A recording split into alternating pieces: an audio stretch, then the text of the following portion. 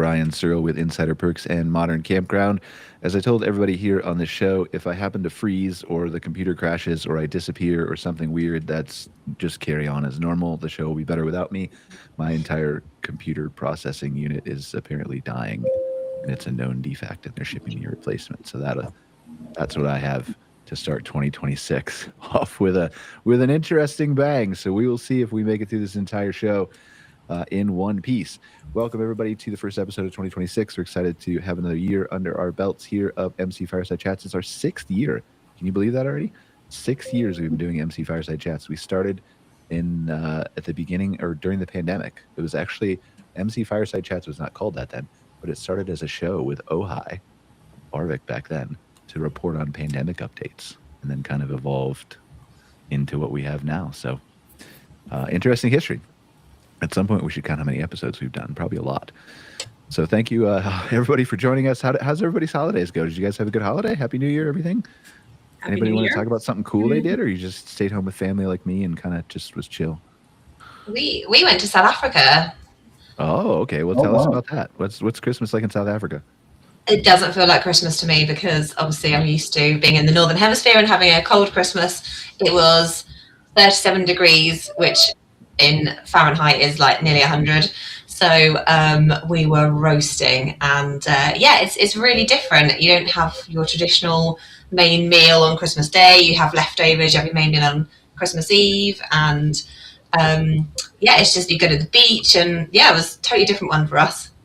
Interesting. Okay, I've always thought about doing something like that, but I like the snow and I like the winter, and I like we went to Germany and did the Christmas markets one year, and I just like that vibe of Christmas. And I know Christmas is different everywhere else. I should just kind of let it go and experience it like you did, but I don't know, maybe one day.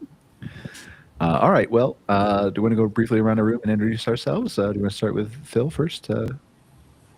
Hi, I'm Phil Ingrassia. I'm president of the U.S. RV Dealers Association. We represent motorhome and travel trailer dealers across the country. Awesome. Thanks for being here as always, Phil. We'll go with your colleague in Canada, Eleonore, next. Thank you. I'm Eleonore Hamm, president of the RVDA of Canada. And like Phil, we represent the dealers that sell motorhomes and travel trailers, and then suppliers as well in the Canadian RV industry. Awesome. Welcome. Thank you for being here, Eleonore. Scott, our other recurring guest, then we'll get to our special ones. Scott Bahr, the president of Caring Consulting Group. We're a market research company focusing in outdoor hospitality and the outdoors in general. We do a lot of good market research this year, aren't we, Scott? We're going to. Most of it from you, but some of it I'll have a hand in once or twice. Rachel, tell us about yourself. Yeah, for sure. Rachel Hodge. I'm the Director of Guest Experiences here at Great Parks, which is in Hamilton County, Ohio. And we operate 22 parks and destinations across the region, over 18,000 acres of stewarded land, including 3 traditional campgrounds. Awesome. Are these state parks or county parks? So, yeah, it is officially a county park system. Used to be Great Parks of Hamilton County, but we're actually our own political subdivision, so we're not technically governed by the county or the state. So you seceded from the union. Well, I don't know about that. We still have to, report to a board and our CEO, but we get to make a little bit more of our own rules. Yeah. All right. That's probably a little bit less hassle than government, but we won't dive into that. We'll talk about other better things. Vicki. Hi, I'm Vicki Jones. I'm over in the UK. So I'm on the board of directors of the Glamping Industries Trade Association, which is what the GITA stands for. So I also run my own glamping site. So I've got a glamping site called Tractors and Cream, which is a geodesic dome glamping site. We've been running our site for the last 10 years, and part of what we do is we've got a YouTube channel all about glamping. So we help other glamping owners with different issues that they have, or we'll talk to them about how we've done stuff and kind of built a supportive community. And that's part of the reason we started the trade association, because we didn't really have a trade association or anything. Like, you've got the AGA over in America. I don't know whether Canada comes into the AGA, but we didn't have any representative organisation to lobby governments and things like that in the UK. So we've literally been going just over a year now, and are gaining members in the glamping world. And it's been really interesting. Yeah, I don't know. That's a good question. Like I have been supported with the Glamping Association for time. We've been going to the conference for 5 years. So I think I missed 1 year due to COVID. I don't know if Canadians are actually a part of that. We should relabel it if it is. It should be called CAGA, right? Canadian American Glamping Association. For sure, yeah. That comes first for us, and US comes first for you guys. Different acronyms everywhere. Okay. So we typically start this show off like we always do, kind of asking what's come across your desk in the last month since we've all been together. Let's kind of start there. What's anything that you guys feel is super important? I know you guys were talking about the upcoming Tampa RV show that's coming up. Anything else that you guys want to bring up? Yeah, well, I guess I can kick it off. In the U.S., January really starts the winter show season. And as you mentioned, one of the largest shows in the country is outdoor show at the Florida State Fairgrounds. It's the Florida RV Trade Association's Super Show. And Eleanor and I will both be down there next week. They have an industry day where dealers and other people from within the industry, including campgrounds, can go before the crowds of consumers arrive that week. And it is a very big show. And it's great to be able to go down there as an industry person, see the show, and then welcome all the people that are potential buyers. There's also large shows kicking off this month in Pittsburgh, Pennsylvania, and in Ohio. The Cleveland RV show is getting ready to, I think it starts today actually, January 7th, and goes through the weekend. And it's kind of a special show. They've been for years in Cleveland's IX Center, which is a very large indoor show space. But they're redeveloping the IX Center, and so this will be the final show for Cleveland at that particular location. I do think they're going to continue the show at a different place, but so yeah, I mean, the show season is getting underway, and we'll be watching it very closely because a lot of times it can be a bellwether for how the whole year kicks off for the U.S. RV industry. So what is the exact attendance going to be at the Florida Tampa show, Phil? I want to just give me a number, and I just want to see if you're right. Yeah, I don't, I don't know. They have literally. I know you don't. I just went 72,634. Yeah, now something maybe. I don't know. Okay. All right. Phil's It's not a going to give big us show. a Let's prediction. put it that way. Eleanor, how many people are going to be there? Give us a prediction. I have no idea. It's huge. I cannot even guess. I mean, I could look at the numbers from last year and sort of ballpark. I don't even know what those are. Yeah, I assumed it was in the 70,000s. That's why I just made up a number. But Scott, do you know? You're the data guy. I don't have it all in my brain. No, I'd have to research it. I'm going to ask while we talk. But all right. So what else has come across your guys' desk that you think is important for us to talk about and bring up? Well, I was just going to echo what Phil said from our side. In Canada, we've got the first two shows coming up will be the Calgary RV show. Brian, I don't know if you're going to plan on attending, and then the Halifax RV show as well. And really, we do try to monitor the show attendance to see and what the sentiment for sales are, just to try to sort of gauge what, because they're very good indicators usually in terms of what's going to be happening in the industry moving forward. I mean, I think we're still predicting 2026 will be similar to 2025, probably somewhat flat, not a lot of growth. But on the positive side, we've been seeing some really good numbers of visitors and traffic to the Glamping Canada website, so our marketing site that markets the lifestyle. So we're hoping that some of those people will then take the initiative and attend some of the shows and continue exploring, the RV lifestyle and what we have to offer. 68,612 people. There you go. You were pretty close. 2025. That's how many attended in 2025. I'm going to ask AI to predict the attendance for 2026, and we'll see what it says in a second. Wow, I'm jealous that you have these massive shows. We just don't have anything like that in the UK. We have really like small scale shows. Like our biggest show is probably the glamping show that we have in September. We've got something called the Land, Leisure and Tourism Show, which is all holiday parks. There's nothing really for, like, we don't call it RVs, recreational vehicles. We kind of, it's caravan and camping. And like, there's nothing that sort of size. And we've got kind of maybe one or two shows across the whole of the UK in the year. whereas you've got like an amazing choice of different places you can go. So yeah, I need to come to America and go to some of these shows. We did go to the Glamping Show Americas a couple of years ago, and that was like next level compared to what we've got in the UK. So yeah, good excuse to come over to the other side of the pond. Well, to be fair, I think we have more land and more people, so it skews our numbers a little bit higher, right? We kind of cheat in that way. Yeah. It has a little bit less. But I think at one point I'm hopeful, Scott, like maybe you and I can take over the Florida Tampa show 1 year before we die. Sometime next, because we're going to live to be like 150, 200 years with AI, so we have plenty of time. I want to make it like a Woodstock type thing. I think if we added like all kinds of music and concert performances, we could drive that attendance to 500,000 easy. You want to help, Phil? Well, you'll have to talk to our friends at the Florida RV Trade Group about that. I just want to bring in like Metallica, and I think it'd be really cool.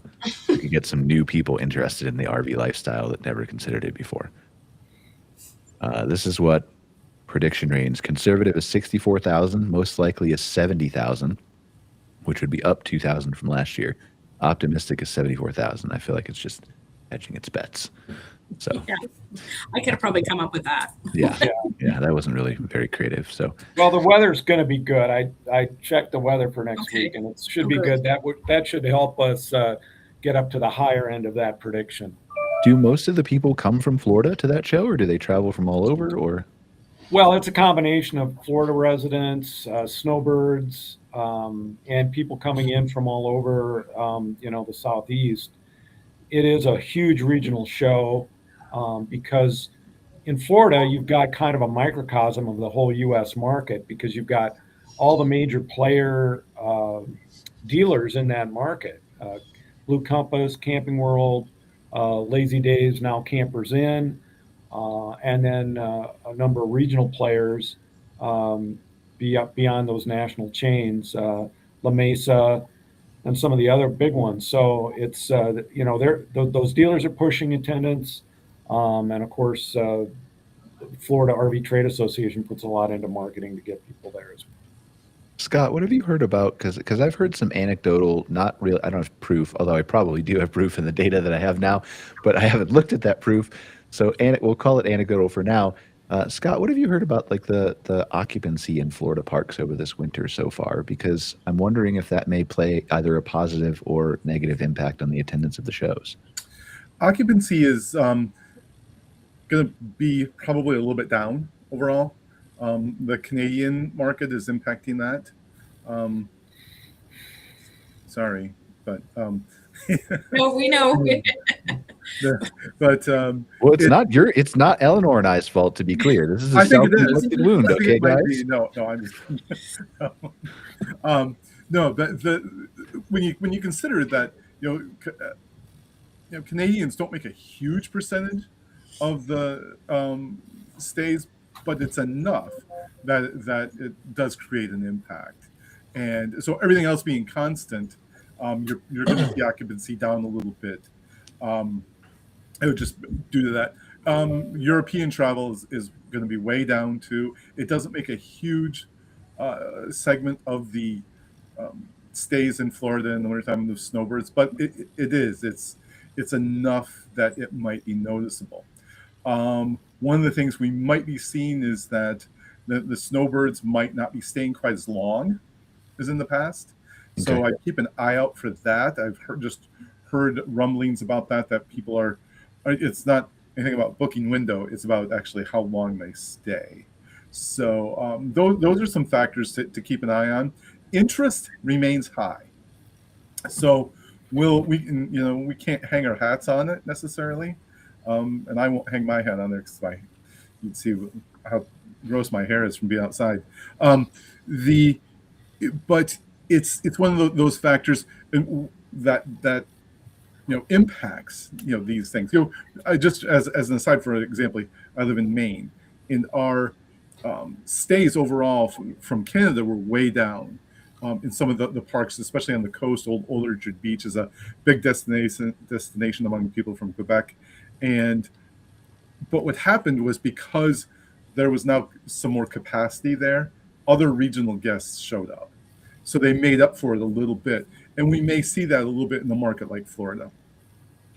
it's always interesting to me, like, and maybe there's an answer to this question that somebody tracks, and I've just never asked the question. But why I brought you into that, Scott, was I was always curious for the RV shows, what's the biggest attendance? And obviously it varies depending on state and region. And Florida and Quartzsite, for example, are bigger shows that attract people from other areas of the country. But how much of the people that attend those are locals versus how many are snowbirds who always come to the area who are like, I just want to see the latest, greatest, coolest stuff?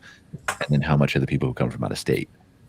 Has that ever been studied, Phil? Or Well, I'm sure that the shows have some demographic profile of who comes, but I can tell you that they do some of the larger shows. This includes the show in Hershey, Pennsylvania in September. They do adjacent events with these shows, so they invite RVers to come in, and a lot of times these people are coming from out of state, and will actually camp at the show or nearby the show to kind of check it out. So, and other shows are really, like, for instance, I think the Cleveland show is a good example of a regional show that really will pull in from just basically that Northeast Market, Ohio, getting Cleveland, into Akron. maybe a little bit of Michigan area, but that's a big show too. But they don't have the kind of the multi-state type of pull. I wouldn't think. Yeah, I've been to the Cleveland RV show once or twice because I grew up there. I was born in Akron, so It's their 48th annual, so it's been around for a long time. Yeah, they've been talking about shutting down the IX Center for, I feel like, for 20 years. And they're like, no, we'll just keep it around for another 5 years. But you're saying they're actually going to do it this time? For sure? This is it. Yep. This is the last show there. Oh, hopefully they'll find another good venue. So yeah, I hope so. I just want to see, they have like a dance. They have a squirrel that water skis at that show that always comes back. So great. It's the best part. Well, okay, other than the amazing RVs, the squirrel's better, guys. I'm sorry. The squirrel's better than the RV. It's a close tie. It's a close thing, but okay. So what else do we have to talk about? I know we want to get into booking windows. I know we're getting into some data that we were talking about. About that Scott and I have been gathering and working on for MC Hospitality Highlights. We're going to be bringing that back this month and reporting on some other interesting data as well. I definitely want to get to Rachel and talk about great parks and things like that. So is there anything else that we think we should be covering? We'll cover data in a second, but like the whole show is about data. But is there anything else you guys think we should be talking about? What does the RV industry look like in 2026, Phil? For the United States? Kind of like what Eleanor said, we're looking at kind of a stair-step, low single-digit increase in sales and shipments in 2026. The things that are positive that are going on, we've got gas prices reasonable, interest rates have gone down since this time last year, but there's still some uncertainty out in the consumer base about uncertainty regarding tariff situation, foreign affairs, things that are volatile that create some dents in consumer sentiment. And that's what the industry watches on, because if consumer sentiment improves, typically discretionary purchase of not only RVs, but boats and power sports typically increases. Another thing we're looking at is because of some tax cuts that were passed last year by Congress, people in the U.S. should be getting larger tax returns. And there's been a lot of studies showing that when people get a lump sum tax return, a lot of times they're going to buy a toy or a discretionary purchase, and RVs and boats should get, some kind of lift from that. But, right now it's kind of a stair-step growth scenario here in the U.S. Well, if it doesn't go as good as you think it's going to go, Phil, you just talk to me. We'll like, there's a new territory in Venezuela we can expand to. I'm going to get myself canceled probably at some of this point, but okay. So Rachel, tell us about Great Parks.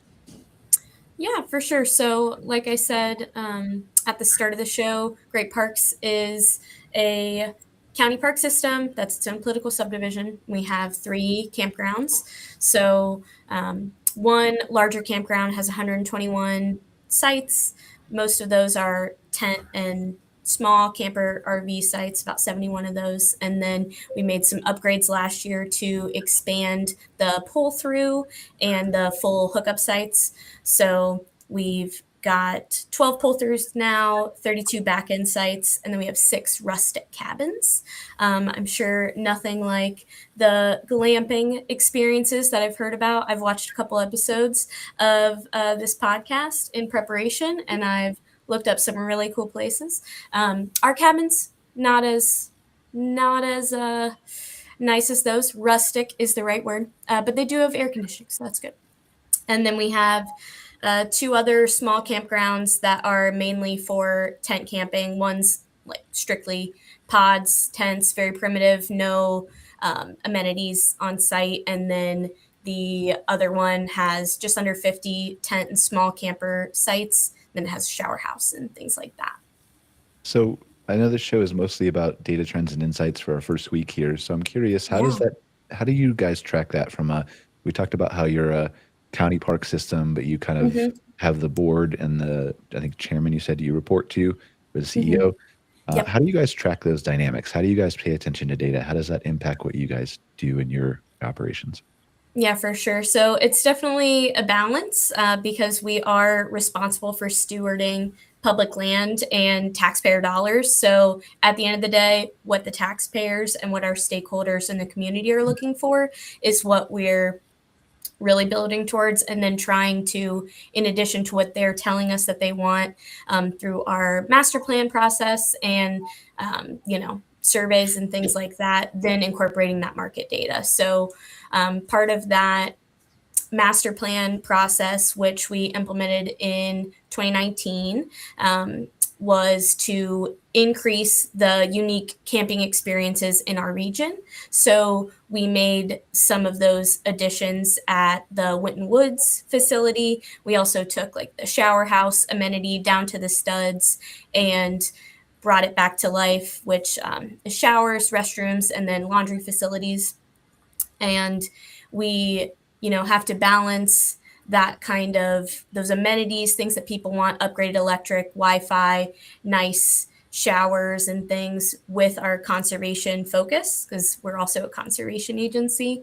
So taking the time during design and build to also implement those sustainable practices. So when we did the expansion last year at Winton Woods for the first half of the year, really, we added 7 gray water stations as well to the facility to bring our guests into our big mission of sustainability, mainly water conservation in that place.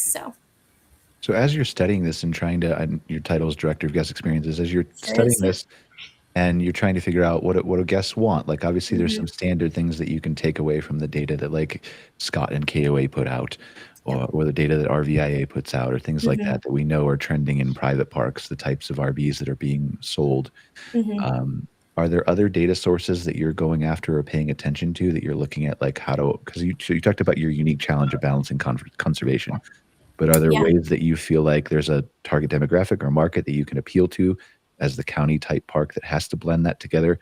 Whereas because you're clearly different than a private park who would, not saying they wouldn't care about that, but that they don't have a mandate to care about that.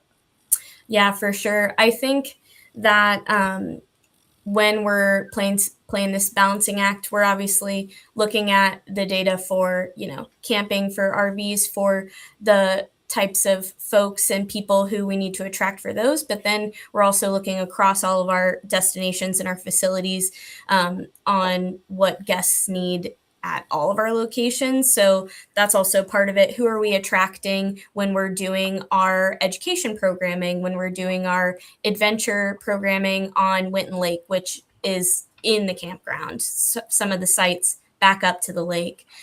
So for us, it's mainly families with, a couple young children. And then we have our retirees who are doing their RV, they're going around mostly. And then, during certain times of the year, we are seeing our family population bloom, mostly in our tri-state area, in our region. We have some huge events that we do every year. Creepy Campouts is one of them. It's a Halloween focused event where on the weekends in October and then normally the last weekend in September, we are inviting guests to design their own spooky campsite. And they get awards, they do things. And we've had families coming for every year that we've been operating it, 20 plus years. So it's that kind of generational pull, that nostalgia we get to play off of for some of our facilities, right? Because people have been growing up in these parks. Yep. So that also helps with us to keep that clientele coming back year after year to our places.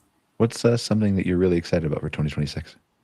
Well, I'm excited to have the Winton Woods Campground open for the full year. Like I said, we were doing these renovations last year. So until Memorial Day weekend, we were not open full swing. And that's a big hit to the revenue line, obviously. So we were updating all that electric, doing the shower house. We had a bunch of the roads tore up inside the campground itself. So being able to see the facility open to its full capacity, expanded capacity this year. Really looking forward to that and seeing how the public engages with the new amenities that are available to them. Awesome. Yeah. Thank you. I appreciate you sharing. Please stick around. And if you have any other questions for anybody else here, we'll get back to you here and there and in and out. We'll have a question at the end. But please feel free to ask questions of anybody else here too if there's something you want to know, because the less I talk, the better. Vicki, same question to you for Geeta. About trends, data, things that you're looking ahead to in 2026. Like how do you gather that stuff in the UK? So we're really kind of trying to connect everybody because there's so much online now, and obviously we're scattered across the country, but we're lucky in the UK that actually we're so condensed that really you can get anywhere within a 5-hour drive. Which is really useful to us. So we're looking at trying to connect people in real life more. So we're starting out, we've got our first Geeta Summit in the spring. So that will be in May. So we're trying to get everybody together, all the members, and do some in-person discussions and talks and education things and get the suppliers on board. So obviously the trade association is for everybody, for suppliers, for glamping site owners to come together. And so we're really trying to connect everybody is our plan for 2026, because I think we are getting oversaturated with online stuff.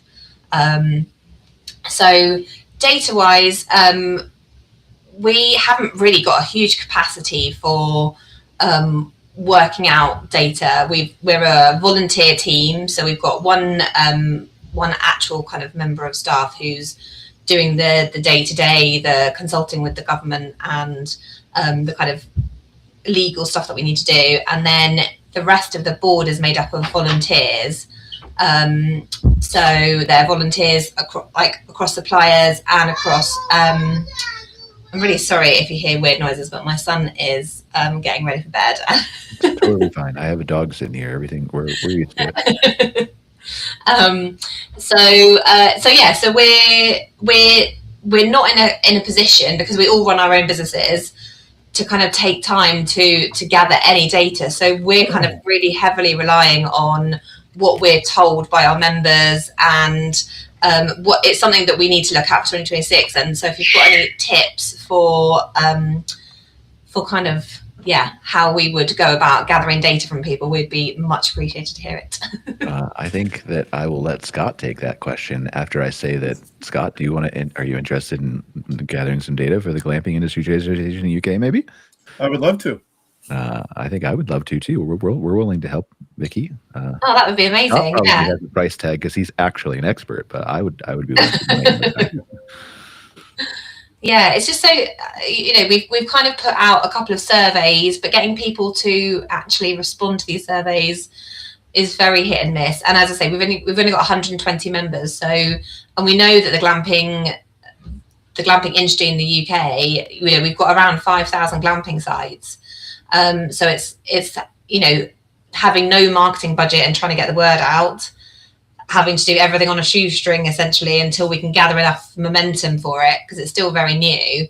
We're trying to keep our prices as competitive as possible to get people in, but at the same time we've got overheads. So that's what we're trying to do with like connecting people and getting people together and just trying to get everybody in the same space. So as I say, any help would be massively appreciated. Well, no, I'd love to talk to you more about it at some point. There's a lot we can do. Because of my, I always like to tell stories of the old days, and one of them was I used to work for a very large corporation. And one year they cut my entire research budget, and that year we did more research than we did any other year, just because we had to get really creative and we had to, figure some things out. So anyway, my take on it is there's always options. There's always options to do the research, and there's some different ways that you can approach how you contact people. We see as an industry. So, and by the way, don't let non-response get you down, because it happens to everyone. And as an industry, we're seeing it a lot. Where we've seen our response rates really drop. So we've had to work a lot harder to and get creative. And but yeah, I'd absolutely love to talk to you more about it at some point, and we can figure something out. I'm pretty convinced. I like the fact that you're already doing something. You're executing some stuff. You're doing some discussions. I think you mentioned you're doing some like discussion groups and so on. It's a great way to get rolling and to start gathering information from people. Yeah, for the people who are watching the show for education and entertainment, so basically everybody's watching the show. Just hold on one second. Vicki, we should set up a call with you and Scott and I. We're just going to do business for a second, guys, so just close your eyes. But like, I really, like, I think we can help you, and I don't want to charge you anything, but I think I have a way, because Scott knows the data that I've been collecting in North America that's not public yet. Well, I guess it is now. Hi, everybody. But I think we have some good ways that you could report on some data that would be useful to your members that wouldn't require like a big research budget or things like that. Absolutely. So and we have a lot of historical. Brian has a huge data set. I have a lot of historical data that is available that is for public use. But I can also like gather it in real time about the glamping industry and all the businesses in. Yep. I think it'd be really interesting. There's a We lot. should set up a call. Yeah, amazing. Thank you. Okay, welcome back everybody to the show. We just had a brief commercial break. Phil's back with us. Welcome back, Phil. Okay, so what are you looking forward to in 2026, Vicki? For the glamping I'm really excited about getting together with people and doing more what I would call a road trip. So I also work for ResNexus, who are property management software. So that all came about from having the YouTube channel. I became an ambassador for ResNexus, who are actually a US-based company. So building ResNexus in the UK has also enabled me to, because it all works so well together. Having the YouTube channel, having Gita, having ResNexus, it all works really well. So I've gone on road trips for ResNexus to Gita members to talk one-on-one with people about how they're finding the industry, what they want out of the trade association, what they want out of property management software. And I find those one-to-one chats with people are so valuable, because then you can like sit down and over a cup of tea and really get to grips. And I know it's hugely time consuming. We make a YouTube video at the same time, so it all works quite well together. But I'm really looking forward to doing more in-person connection, I think. And also we started our Gita podcast last year, which Brian's been on. And I think doing more of those conversations, having conversations with experts in the industry. I just want to get as much knowledge to people as possible to make their lives easier. Like from starting the glamping site 10 years ago, when we didn't have a clue what we were doing, we barely even knew what glamping was, having no real source of information anywhere and just kind of winging it as we went through. I think if I can, or we generally can help educate people and help them not make mistakes or costly mistakes, I think that's what I'm all about, collaboration over competition. Awesome. I'm excited for it to see what happens in 2026. Does anybody else have anything that we should be talking about before we dive into booking windows with Scott? Because it's some interesting research that we want to cover. on our data and trends episode? No? You're all just gonna, okay, all right.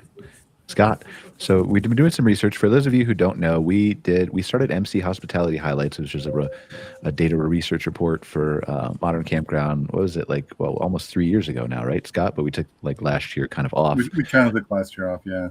Yeah, we had too much stuff going on in both of our companies. We were experiencing some really nice growth. We started like the Outwired podcast, and then like I just had a lot to do with, well, AI and stuff like that I'm building in my company. But we're back. We're going to bring MC Hospitality Highlights back this month and hopefully do it every month this year. And the first one we're going to talk about is booking windows. And so Scott's got some really interesting data. We're going to talk a little bit about a preview for that, and then we'll have a report coming out here in the next few weeks. What do you got, Scott? Sure. In terms of the booking window, there's a lot of talk about this across the industry, that it's changing, and it's all over the place, and people are trying to get a handle on it. So the first thing I think that to keep in mind is that the booking window in general right now is vastly different than it was, say, 10 years ago. As an example, when I first started working in this industry, we asked this question of people, like, what's your booking window? Because campgrounds are interested in it. And so we found that the booking window was pretty short at that time, honestly. And that was because a lot of the campgrounds weren't at capacity. It was easy to get a campsite. RVers, I think at one of the surveys we did, something like 60% of RVers at that time took at least one trip where they didn't make any reservations at all. So compare that to a couple of years ago, we asked the same question, it was 9%.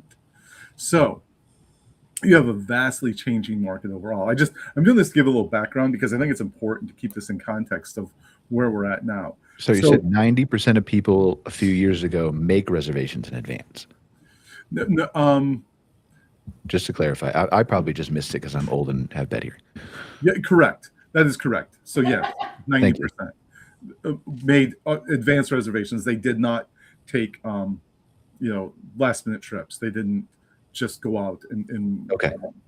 So that changed. That changed a lot. It was the RV industry in many cases, and Phil could attest to this probably better than me, is that it was for years and years. A lot of people bought RVs because they wanted to be able to do that.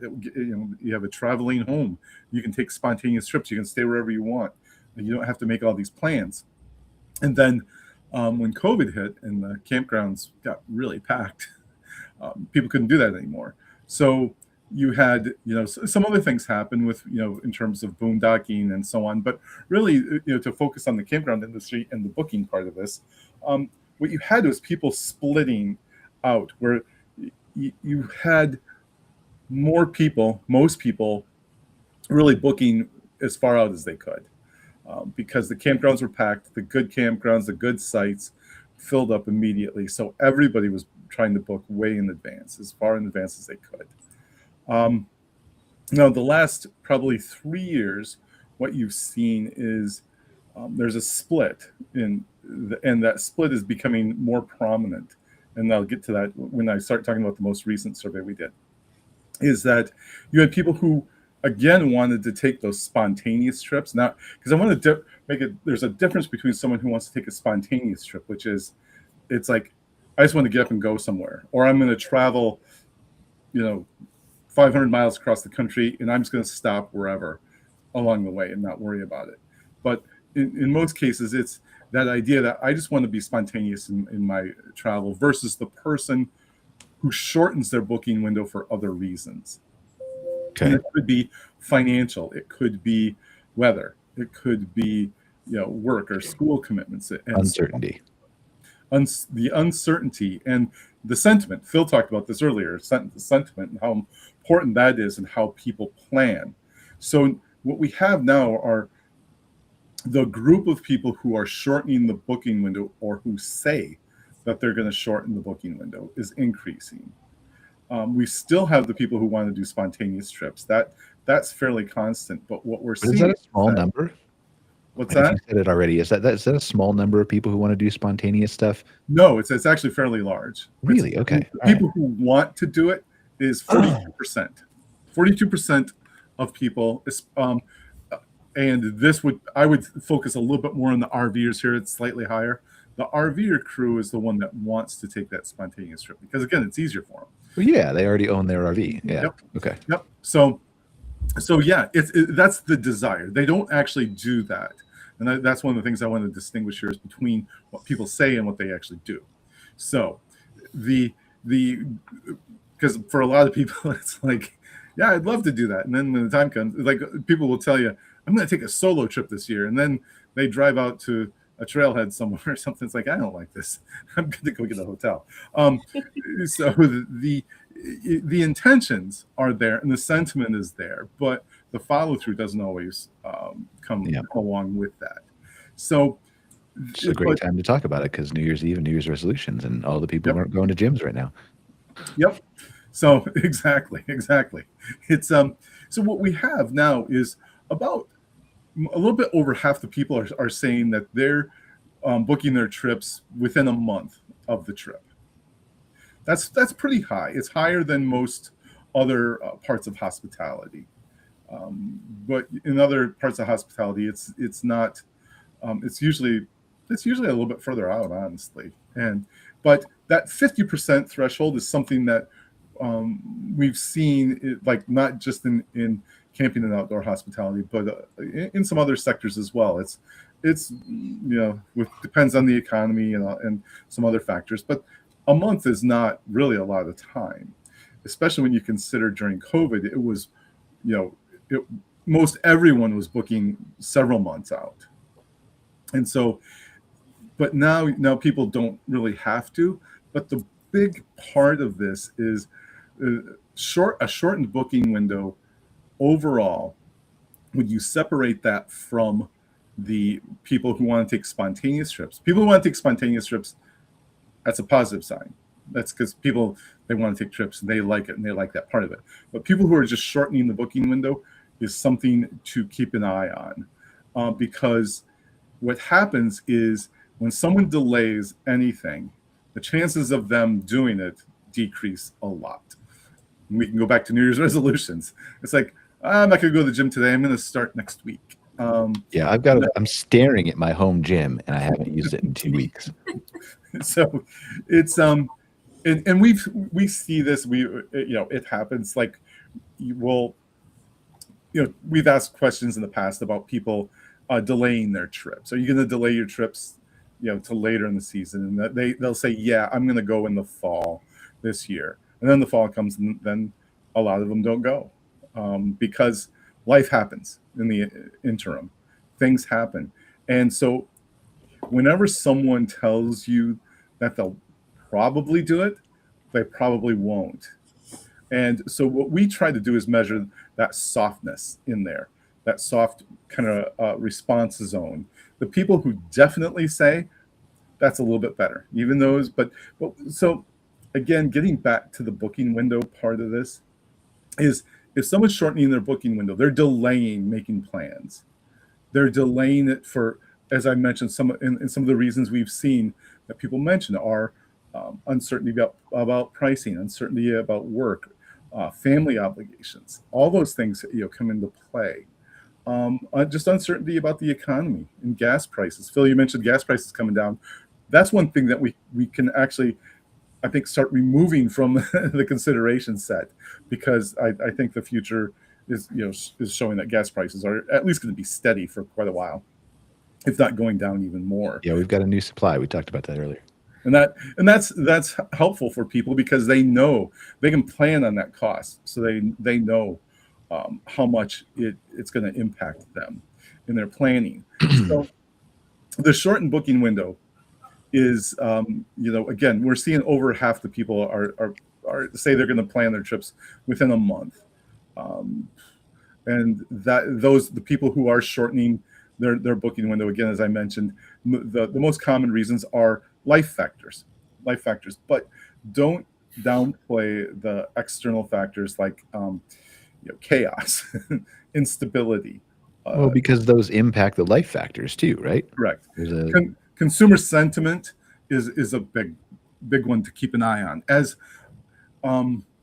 And what's the tone? What's the tone out there? How are people talking? How are they referring to travel and their plans? Those things are, it sounds nebulous, I know, but it's true when you consider that much of our economy is driven by sentiment, consumer sentiment. That's the stock market runs on consumer sentiment in many cases. So what you have then is people pay attention to that. They pay attention to what's local, especially what's happening around them. How is their local economy? And all those things are going to impact whether or not they make plans much farther out.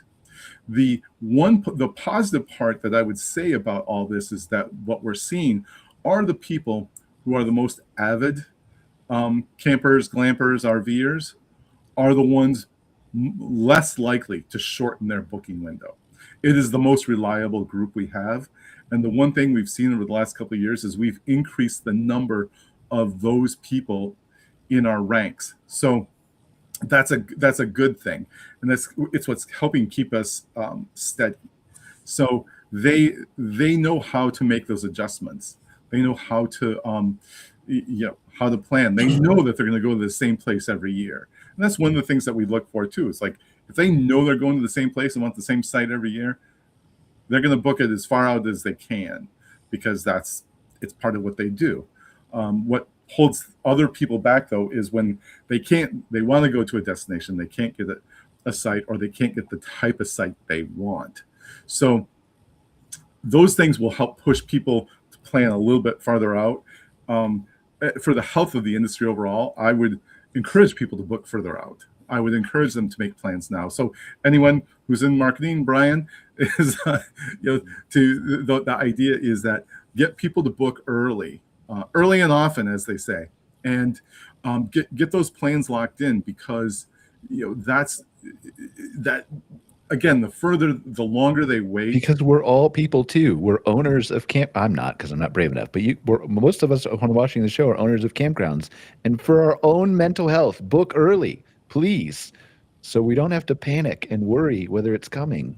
Is that what you're going to say, Scott, or something else? Yeah. No. Absolutely. Yeah. And people worry about their budgets. They worry about what's going on. Yeah.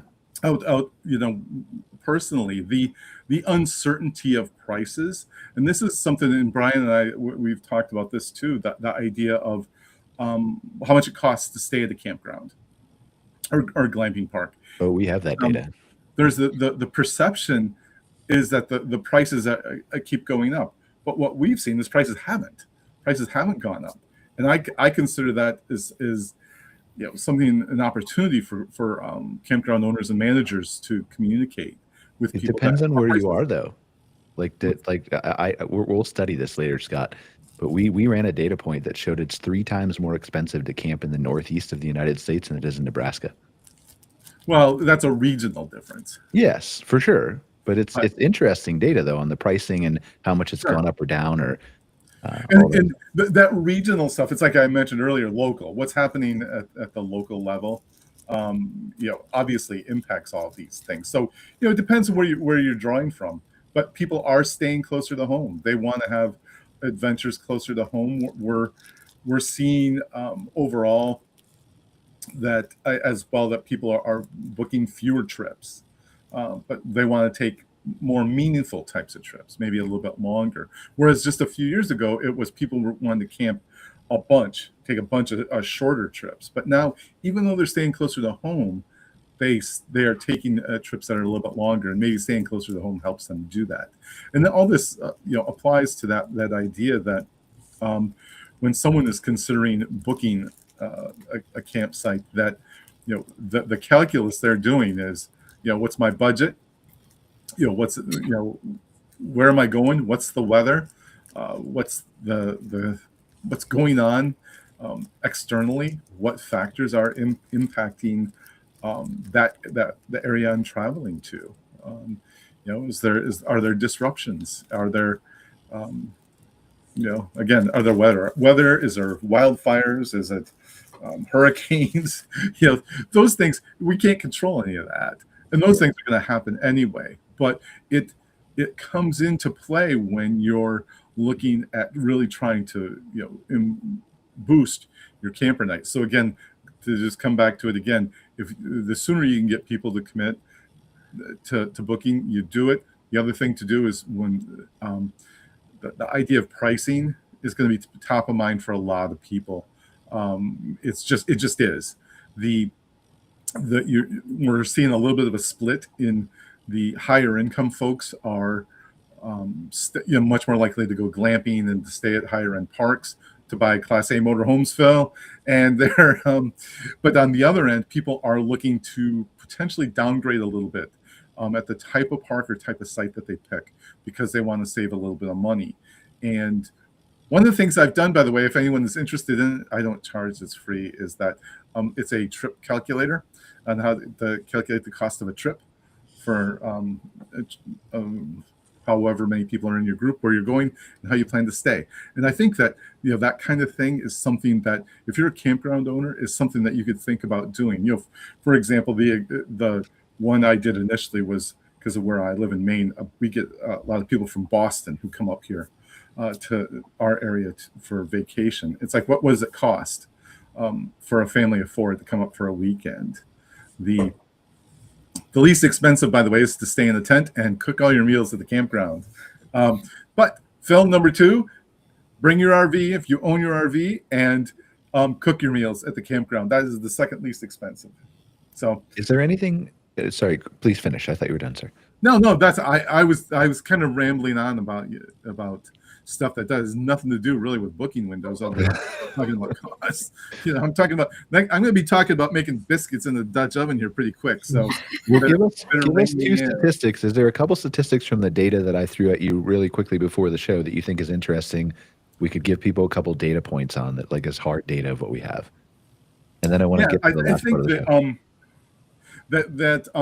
The percentage drop in that 9 percentage point drop in sold out inventory in that 50 to 30 day time frame, which is the one I was talking about, is one of those issues that is kind of it's a little bit worrisome, but it's also that indicator of people's intentions not fitting with their actual behavior. That to me stood out, Brian, of what you said along the 75% sold out figure in that 0 to 7 day window, and how it actually understates actual occupancy, because of the seasonal stuff. People just need to kind of keep an eye on some of that. And kind of how pricing, the pricing does impact the occupancy rates overall, to that people should really kind of again look at your pricing, just look at where you're at, look at where the competition is, and look at but really evaluate who your guests are too. It's something that you can use as a way to maybe bring some people in, or at least create a dialogue with them. Do you think that people are customers are holding off for last minute deals? Do you think us as owners should stand our ground a bit and not panic at the last minute and reduce the prices? Oh, that is a great question. We do know that you have 1 minute, Scott. That shortened booking window is impacted by people who are looking for deals. That's part of what they're doing. They are seeking deals. So should you hold off? Probably. I mean, I would think that if they want to go on vacation, they're going to show up. But I would, if someone's going to beat you up on price too much, then they're going to, that's what they're going to be focused on the whole stay. So that's easy for me to say. I'm not a campground owner. I'm just saying that, there's so many external factors that goes into it too. Like what is the uncertainty? What is the reason that they're shortening their booking window or not? Is it spontaneous? Is it not? There's so many reasons to say, like, maybe it works, maybe it doesn't, Vicki, I think is the answer. And that's a terrible answer, right? It's like kind of a non-answer. It's study your market and determine that kind of. But I mean, part of it too is I'm just an advocate of having people in the parks. It's like, maybe there's something you offer, and maybe you give them some, free firewood in a 6-pack or something for, a last minute for a deal. I don't know. I'm Well, it's thrown. like, I mean, we're doing a lot with competitor analysis too, and we'll have a new product for that out in a little bit. But it's the same thing that we see there is like, uh, what is the reason that they're not coming? I already have covered. But what is the occupancy in your area? Are your competitors full? Is it just you that's lagging behind, Vicky, for example? And then maybe you need to offer deals. But if there's nobody in your area, like there's probably not anybody coming. So then at that point, would you rather have somebody in the site for less or nobody at all? Whereas if all your competitors are full, maybe it's a last minute thing and they'll still show up because Because there's as nothing else. with having the booking platform, we're encouraging people in a revenue management kind of situation to do their yield management and to look at like, you can set rules so that if it's a week out and you've not sold it yet, you can reduce the price.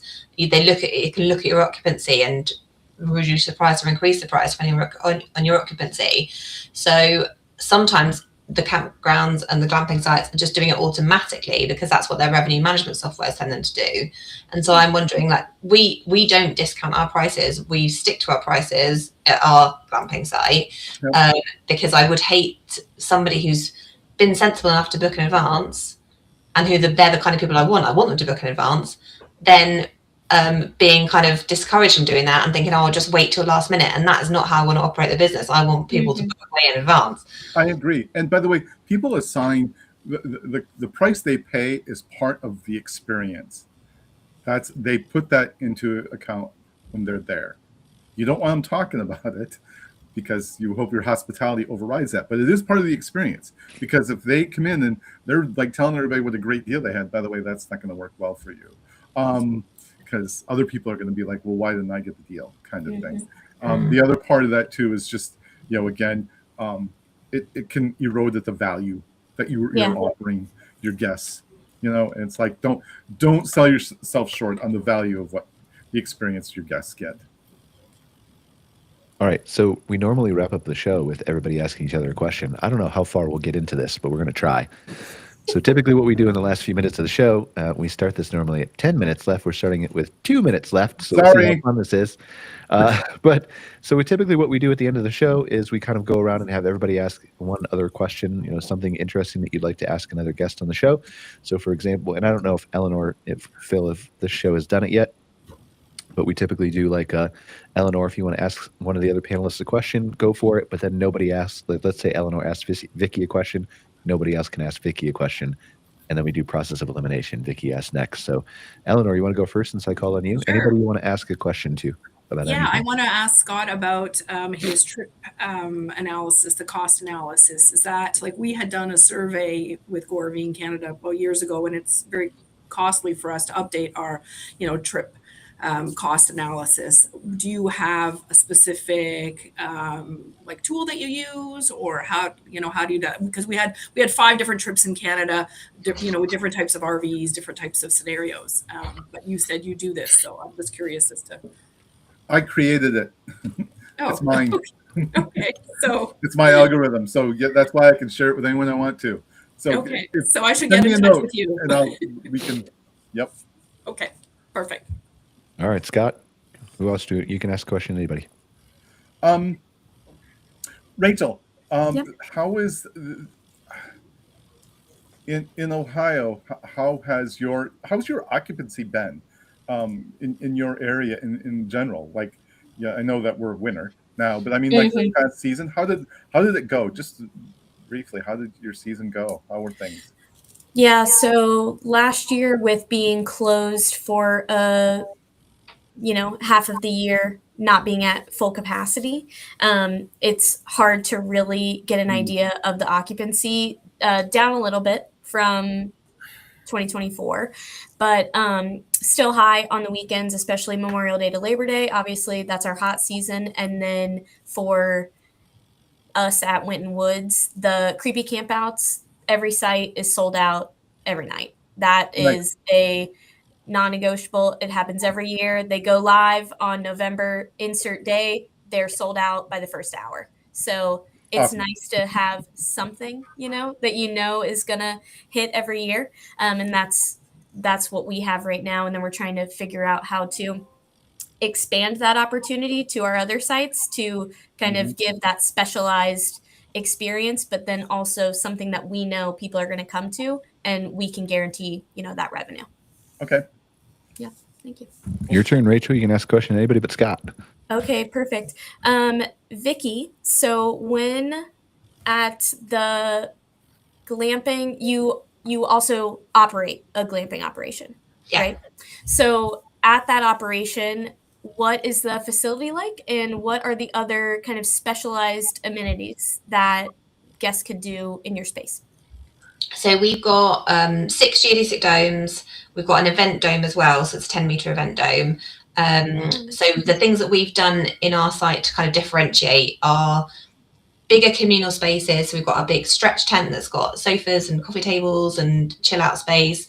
We've got an indoor games room with a soft play. We had an octagonal cabin that we've converted into a craft hut. So now the kids can go in and craft whenever they want to. It's just a free thing that they can go in and do whatever craft they want to.